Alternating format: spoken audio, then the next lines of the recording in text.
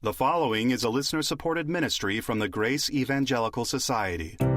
What's the difference between believing in the Lord and believing on the Lord? Well, that is what we're going to talk about on this episode. Hello and welcome to the show. I'm Lucas Kitchen with the Grace Evangelical Society, and this is Grace in Focus. Currently, we're taking questions from listeners just like you. You may have questions you'd like Dr. Bob or Sean to answer.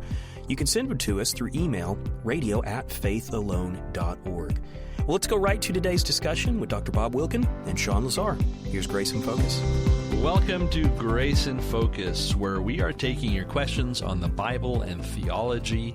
And we have a question here from South Korea. Oh, wow. Their name is Moon. Moon says, my name is Moon in South Korea. I accidentally found your site on the internet while looking for an answer to my question. So Great. Isn't that cool? That is cool. Moon asks this question. He read a quote by Leonard Ravenhill.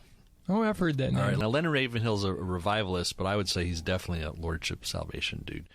And Leonard Ravenhill said this: we have to do more than believe in the Lord. We have to believe on the Lord. And Moon says, I can't understand the difference between in the Lord and on the Lord in that sentence. Could you explain that for me?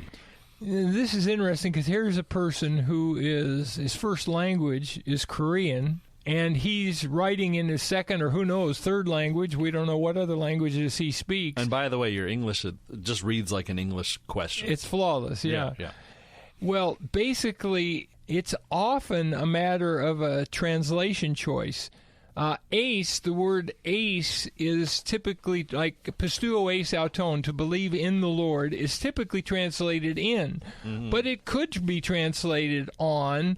Now, there are other prepositions that could be used for believing on or believing upon, and sometimes there are other prepositions, and sometimes the dative is used without a preposition, and if you use a dative case, it can be translated as on or upon or in.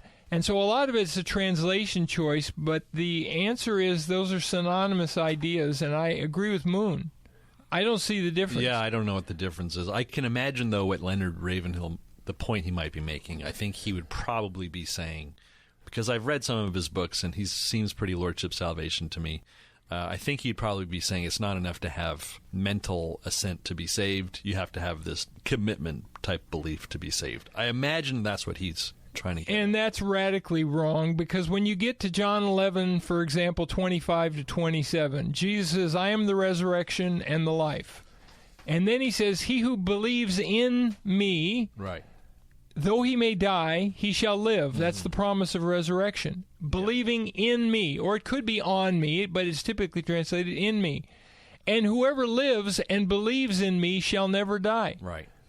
The condition in both cases is believing in him, and that's sufficient. Just like John 3:16 is whoever believes in him. Yep. It's sufficient.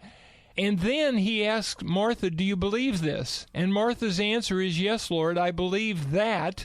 So pistuo hati, to believe that, is also sufficient. Yeah. I believe that you are the Christ, the Son of God, who is to come into the world, right, which ties in with the purpose statement of John's Gospel, John 20:31. So to believe that Jesus is the Christ, the Son of God, in the sense that John uses it, is to be convinced that he guarantees your eternal destiny just by faith in him. Right. And so the idea that there's some difference between believing in and believing on, it's a mistake. Yeah.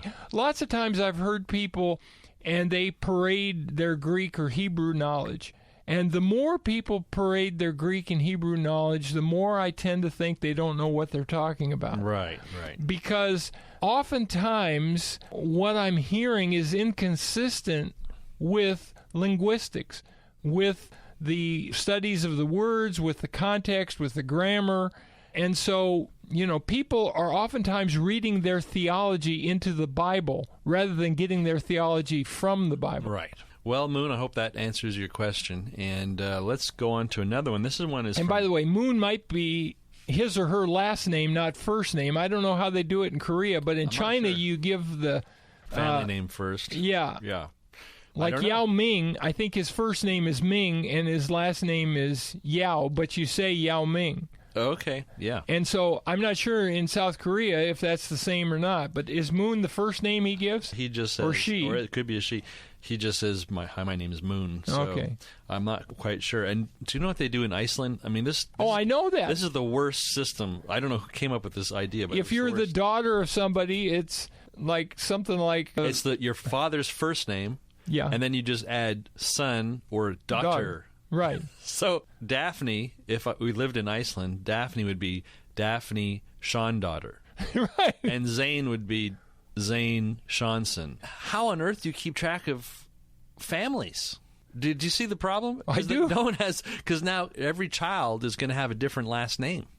You know, the grandparents and the parents and the grandchildren and the great-grandchildren, they're all going to have completely different last names. How would you know that they're all part of the same Well, family? unless every boy has the same name in the family. I guess so. You know, you'd name Zane Sean. Yeah. And his son would be Sean. Right. Everyone, you'd all have to always have the same first name in order to get the same last name. And if you have 3 boys, it would be Sean 1, but then Sean 2, brothers and and Sean. sisters don't have the same, can never No. ever have the same family name. No. It's just bizarre. How did we get onto this? Oh, because It's a great discussion, though. About Korean and Chinese last names and stuff like that. I'm sorry for this. It's my fault. That's okay. Here's a question from Robin, and Robin, I love that name. Robin says, I just listened to your audio on demon possession. So if fallen angels are not demons, who created demons? Well, that's a good question, and our view is that in Genesis 6, 1 through 9, where it says the sons of God intermarried with the daughters of men, that means that fallen angels intermarried and reproduced with human women, and the result were a group of superhumans, giant humans that had extra strength and probably extra intelligence. And when these people died, they died in the flood. Yeah. Then they were unlike humans who died because they were half human and half spirit. So, by the way, half fallen angel. Right.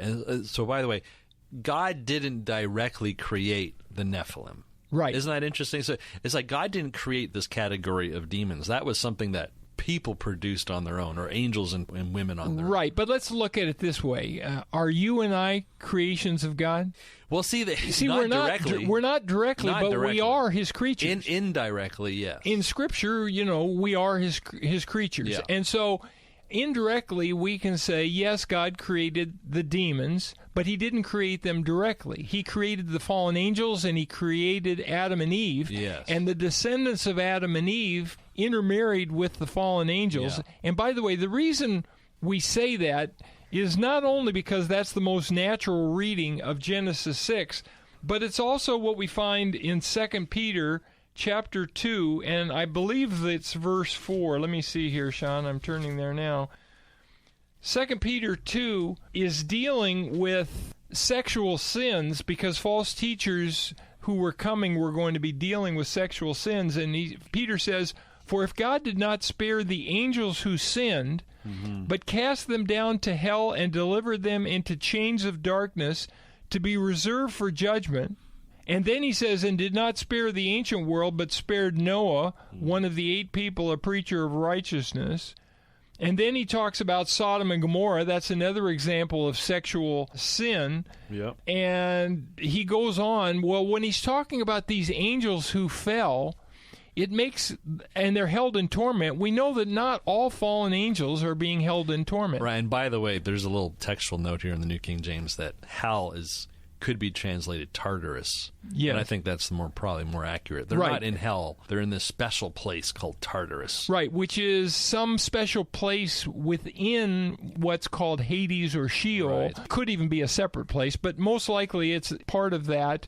You remember when the demons, Jesus talks to this demon-possessed man, and they said, "Have you come to torment us before the time?" Mm-hmm. Well, they know there's a time of coming torment, and they know some fallen angels are currently being tormented before the time. So, by the way, we didn't explain this. So, in the flood, the Nephilim died, all right, and their bodies were buried in the silt, but their spirits are what demons are. Right, and so here's what I would suggest.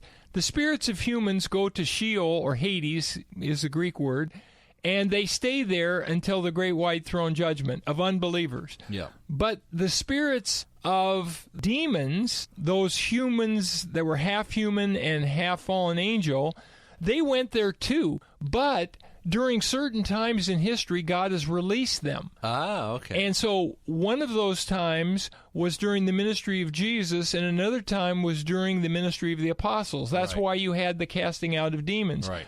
Evidently, at least in my view, demons are back in Hades, Sheol, and they're not free to roam. Okay. But evidently, there will be some freedom for them during the tribulation. Maybe not, but demon possession may take place during the tribulation. I don't know. I mean, we don't have a clear statement of that, but it's possible. Right.